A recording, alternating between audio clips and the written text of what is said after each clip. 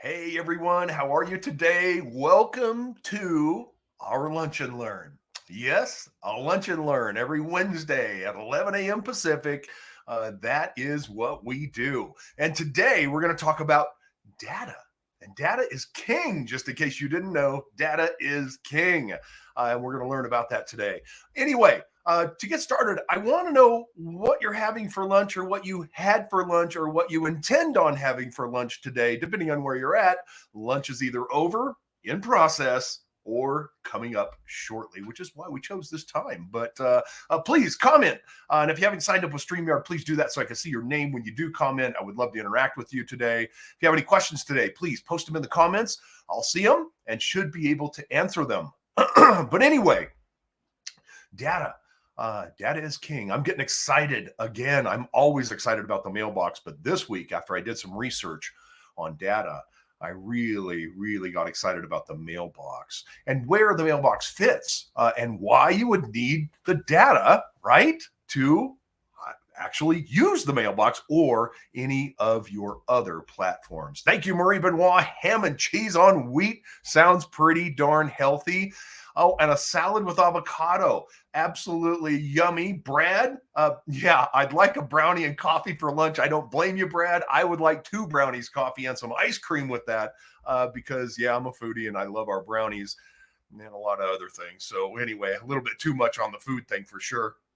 Anyway, let us go ahead and get into this topic about data because data is king. A while back I did, I did a lot of consulting. And one of the things I used to say, your list is king, right? The list is king. And a lot of people would agree with me on that. The list is king. What am I talking about? The mailing list or the email list, right? Your list is what's king because those are the customers that you already know and are ready to listen and learn from you. But what I want to talk about today is everything else. And I'm going to start here. Yes, a potentially disturbing topic for some of you, but here, listen, this is not a political debate or a political topic, but I'm going to talk about 2 presidential elections that kind of shocked people. Barack Obama when he got elected the first time, and Donald Trump when he got elected the first time. What I know about both of them is they knew who the potential donors were and how to reach them. They had a huge war chest because they knew that's data.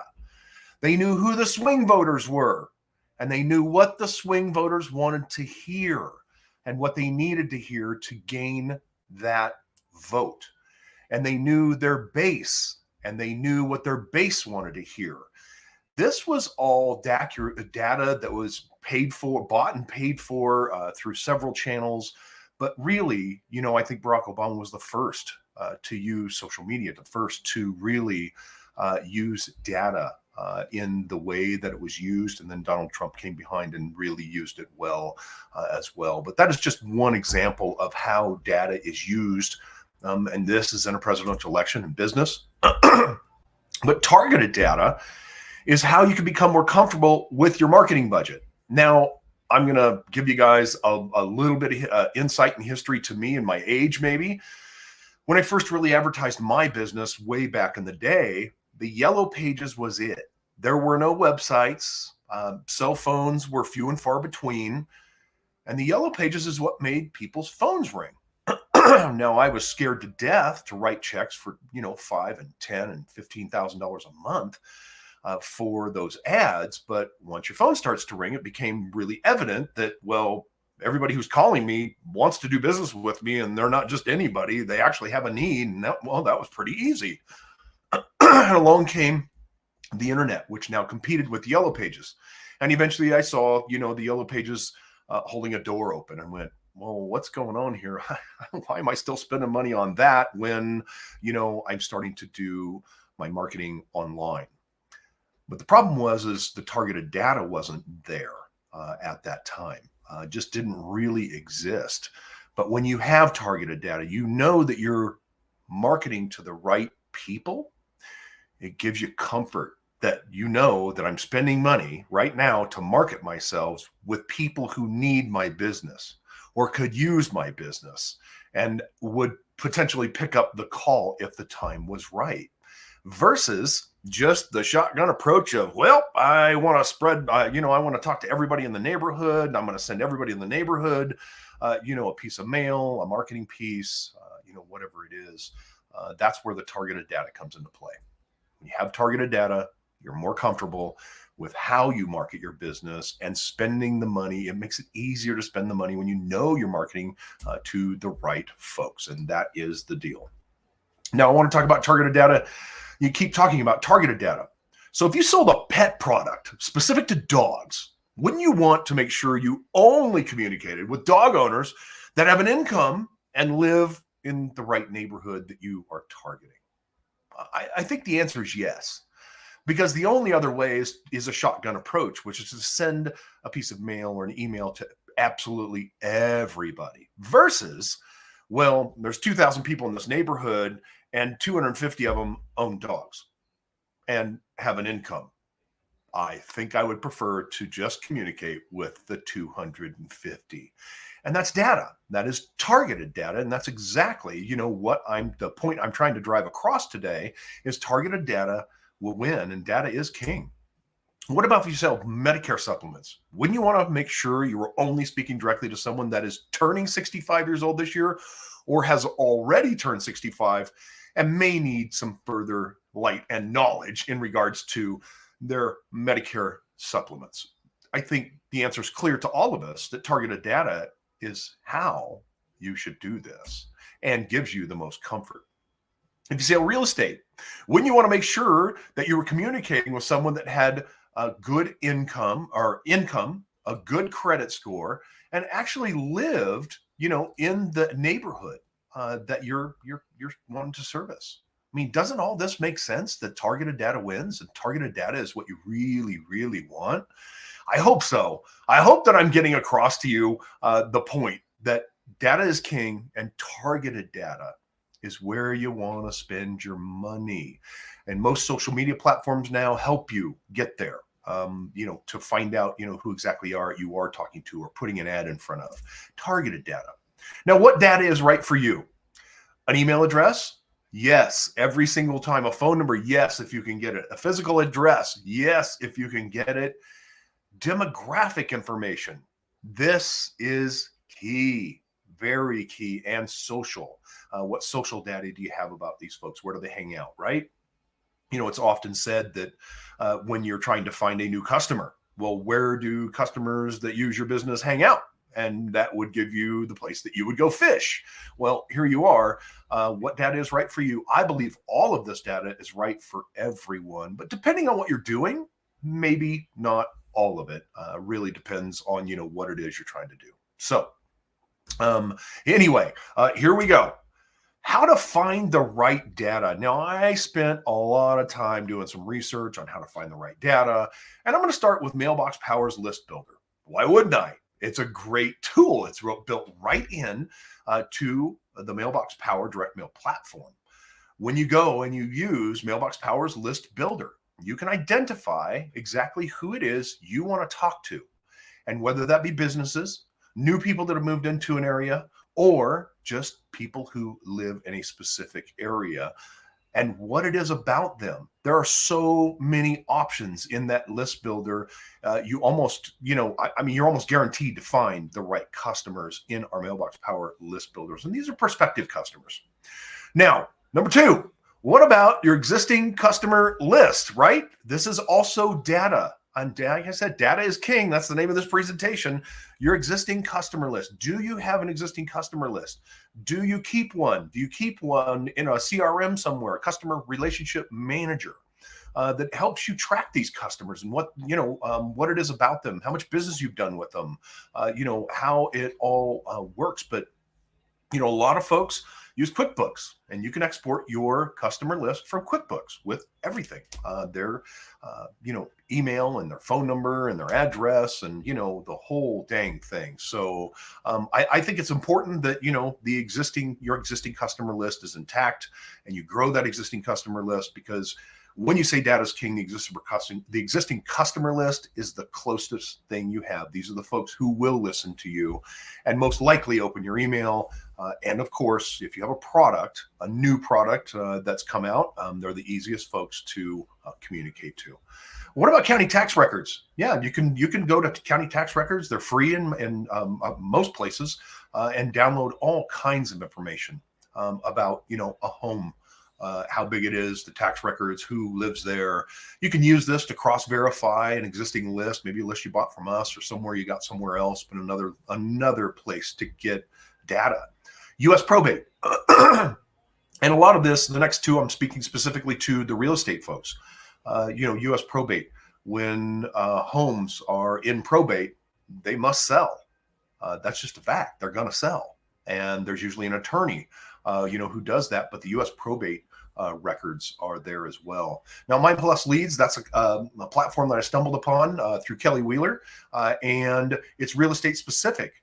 And when I say real estate specific, it comes with, emails, phone numbers, addresses, names, and quite a bit of other information. The demographic information, not so much, but there's a lot there in regards to the real estate and the potential for a transaction.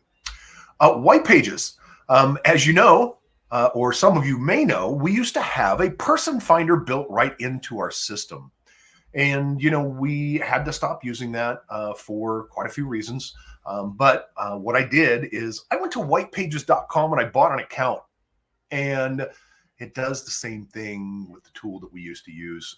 It actually helps you find people. If you have a city that somebody lives in and their name, chances are you're going to be able to find their address and information about them in the white pages. And it is a really, really handy tool that I really, really would definitely suggest that you use. If you're serious about business, you're serious about finding the right folks, probably a great way to do it. You can see this last thing says social.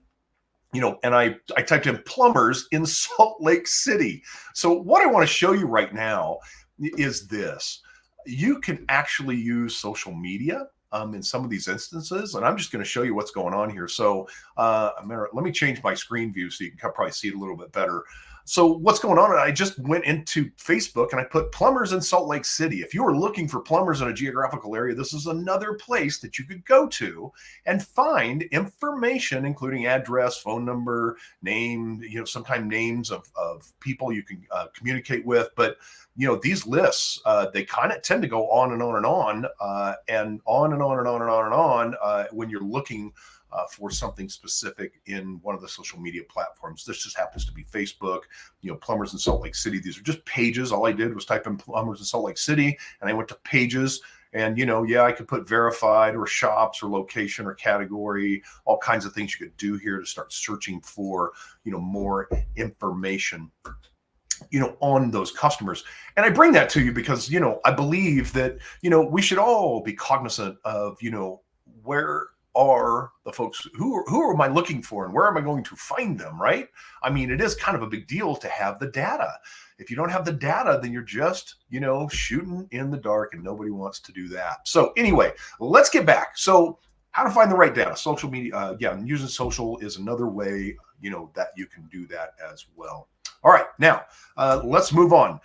Data and the mailbox. So data is one thing, but what do I do with it when it comes to this wonderful, wonderful communication channel called the mailbox, right?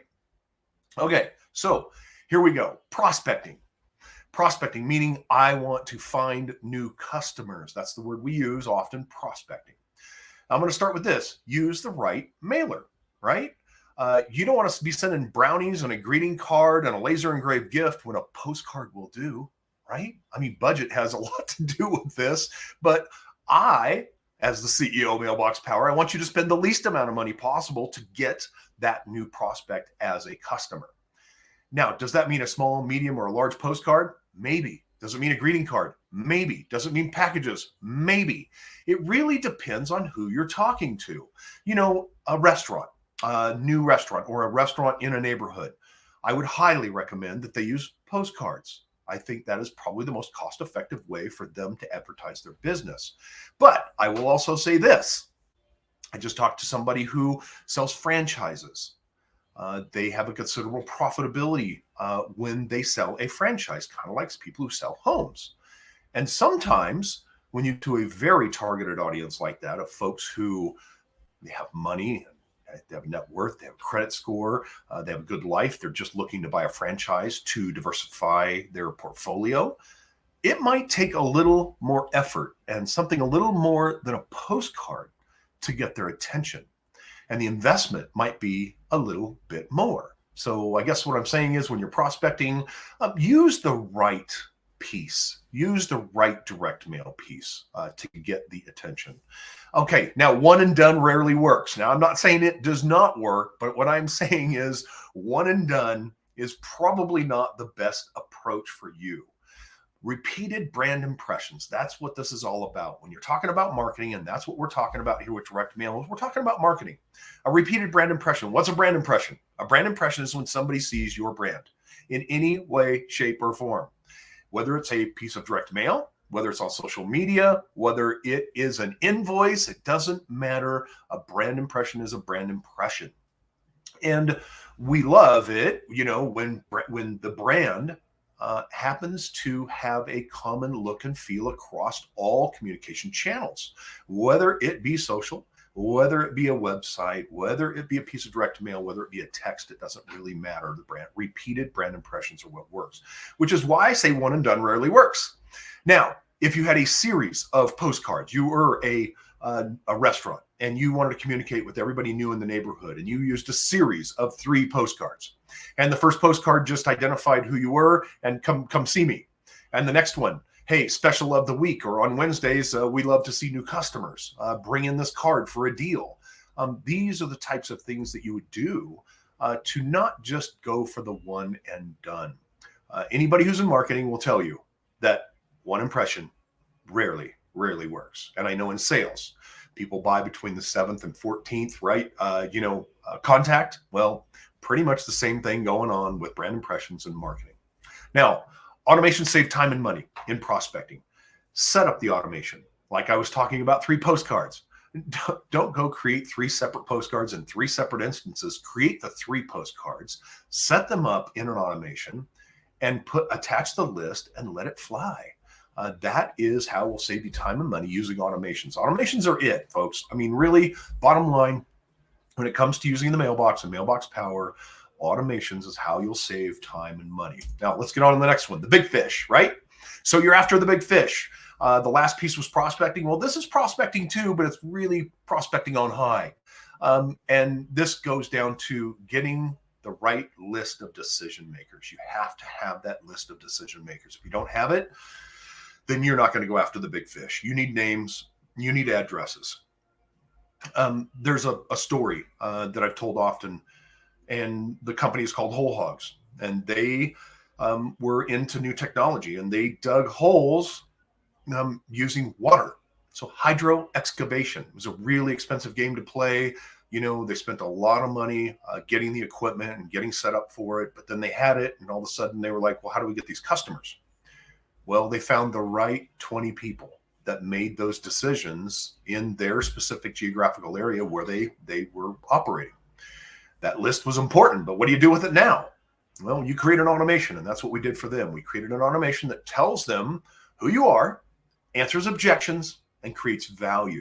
And when I say an automation, I say an automation because it's more than one touch, right? It's not just one touch. That one and done thing, we just talked about that. That really doesn't work. But creating an automation for the big fish, telling them who you are with a gift, right? With a gift and a card that doesn't oversell, that really just says, hey, this is who I am, this is what I do, and this is why you might be interested. And of course, answering objections. That's a big deal, to answer objections before they even come up. If you're dealing with your business, I'm sure that all of us understand the objections that are before us for the most part in business. And today, it's no different in any other business. There are always going to be objections.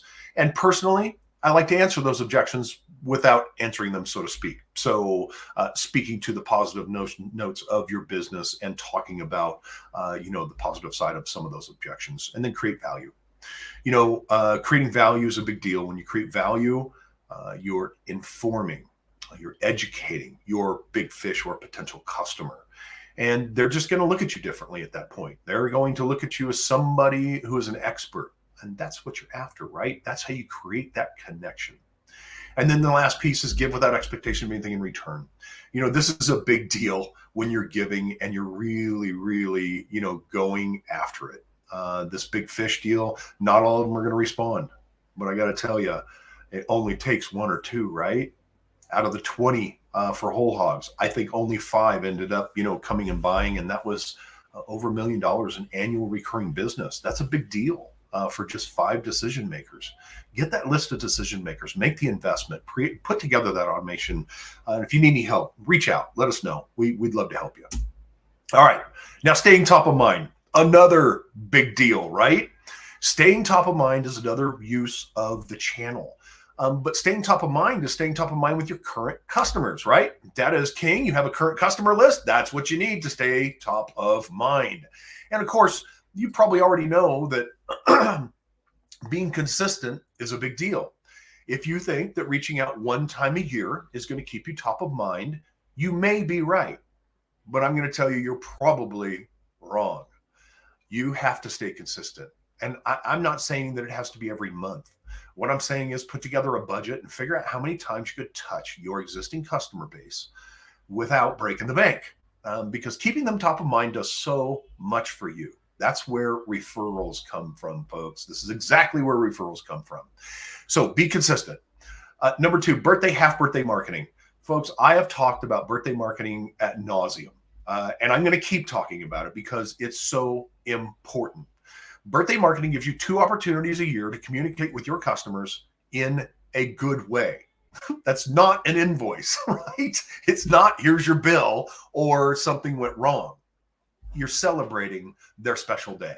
And of course, you're notifying them that they have a half birthday now, and that's going to be celebrated as well. That's 2 touches a year. It's literally 2 postcards, 2 greeting cards, a greeting card, a postcard, and then a greeting card with a gift. I mean, you create the combination you want that fits your budget and make it work. And then add value. Informational mailers. I see the real estate and the insurance community constantly beating, the add value informational mailers, educating their customer, the real estate agents on their home, how to maintain their home. They're a brand new homeowner. I see them sending recipes. I see them sending all kinds of value to their customers, and people respond to value. It is just such a big deal. And then creating the automations that do the work for you. This is a big deal. The automations are it. This is the part that actually does the work for you, and you don't have to do anything else. You set it up once and add those names, and Mailbox Power will do the rest. And I got to tell you, staying top of mind, I've added, as you can see right here on this slide, I've added a lot of the responses that I get, or some of the responses I get. Now, how would you like to start receiving these? Joe, thanks so much for the awesome half birthday card. It is so you, and it made me laugh. Love it. Now, I didn't remember sending that out. I set it up in an automation, and it just happened. And then, of course, these texts just happened. Cannot thank you enough for the amazing gift. Seriously, one of the best things I have ever received. Wow, right? I mean, these are the kinds of things that you want. This was waiting for me when I arrived home today. Thank you. What a lovely surprise. Thank you for remembering me and making my day. And that was a birthday card and a gift. It was such a wonderful surprise. It has to be such a challenge. It has been such a challenging year, and I'll forever remember how special you made me feel today. Thank you so very much. You are a gem. The box is so much fun. Oh, and the brownies are delicious. Folks, this is an easy business. It really is. Staying top of mind is easy. You just have to use the Mailbox Power platform. That's it. It really is a simple process. Listen, this is a lunch and learn. I'm not here to take your entire lunch. I usually try and get this down below 30 minutes, and today we're at 25 minutes, and I appreciate you all being here today. Thank you for attending this Lunch and Learn. I hope you got value from this. I hope you learned something about data today and about how you can leverage the data that you have in your existing business and using the channel we call the mailbox.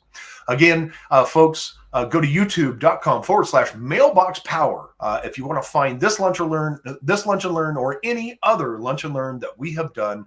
I appreciate you. Have a great day. And oh, by the way, next week, Experts Unleashed. Experts Unleashed next week. And we have Mr. Marty Fort, and he's going to be there with his 2 assistants that actually manage the system for him. And he's going to really talk to you about how he's leveraged the Mailbox Power platform as well as his online social business. So anyway, thanks everybody. Have a great day. I appreciate you very much. See you next week.